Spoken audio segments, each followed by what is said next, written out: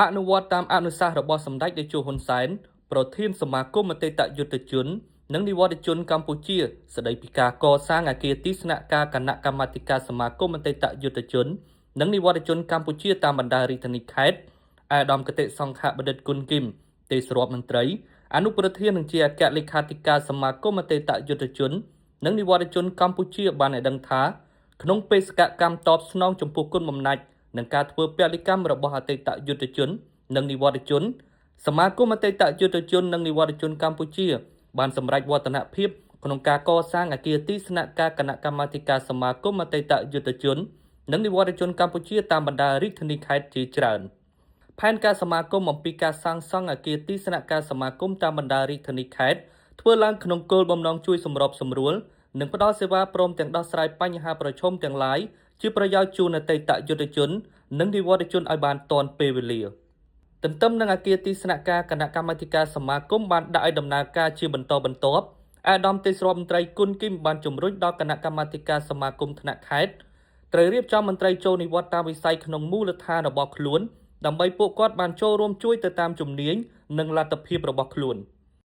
រងមន្ត្រីរាជការចូលនិវត្តន៍គ្រូបង្រៀនក្តីមន្ត្រីរាជការតាមជំនាញក្តីអាចមកជួយធ្វើការឲ្យរងពលិធាន PM ដែលចូលនិវត្តន៍ហ្នឹងមកជួយគួយបរោឲ្យបាន4-5នាក់ឲ្យតាក់ទងត្រួតពិនិត្យមើល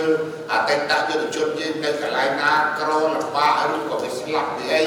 ដើម្បីបើកលុយបញ្ចេញបន្តទៅឲ្យតទៅទៀតទៅតទៅរកអ្នកចូលនិវត្តន៍ហ្នឹងឲ្យមក4-5នាក់ហ្នឹងដើម្បីរៀបចំគណៈជំនាញអ្នកខ្លះខាងគូស្ដារអប់រំចំណាមន្ទីរព័ត៌មាននឹងចូលនិវត្តន៍ឲ្យវាការខាងគូស្ដារអប់រំទៅអាណាគណៈត្រីហេរ៉ៃវត្ថុរដ្ឋបាលអាណារដ្ឋបាលចូលនិវត្តន៍ឲ្យវាកាន់ការវានឹងទៅវិជាកុំព្យូទ័រវាមិនដឹងហើយវាមិនចាស់មែនតែណាទៅផកកាត់តានៅក្រាប់តាសេវាវាទៅវិញដែរចុះមានតដល់តែតាយុទ្ធជនខ្ញុំដែលចាស់ហប់70-80ปีដែរអញ្ចឹងអាចតែ5នាក់គ្រប់គ្រាន់តែ3នាក់ទៅ5នាក់គ្រប់គ្រាន់ចំពោះអគារទីស្នាក់ការសមាគមអតីតយុទ្ធជននិងនិវត្តជនកម្ពុជាដែលបានសាងសង់កន្លងមកជាអំណោយដ៏ថ្លៃថ្លារបស់សម្ដេចតេជោហ៊ុនសែនប្រធានសមាគមអតីតយុទ្ធជននិងនិវត្តជនកម្ពុជានិងសម្ដេចធិបតីហ៊ុនម៉ាណែតនាយករដ្ឋមន្ត្រីនិងជាអនុប្រធានទី1សមាគមអតីតយុទ្ធជននិងនិវត្តជនកម្ពុជាសូមជម្រាបថាគិតត្រឹមដើមខែសីហាឆ្នាំ2026នេះគណៈកម្មាធិការកណ្ដាលសមាគមអតីតយុទ្ធជន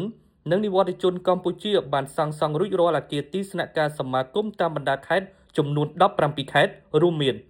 ខេត្តកំពង់ឆ្នាំងខេត្តពោធិ៍សាត់ខេត្តបាត់ដំបងខេត្តបន្ទាយមានជ័យខេត្តប៉ៃលិនខេត្តឧត្តរមានជ័យខេត្តព្រះវិហារខេត្តសៀមរាបខេត្តកំពង់ធំខេត្តកំពង់ចាមខេត្តត្បូងឃ្មុំខេត្តក្រចេះខេត្តស្ទឹងត្រែង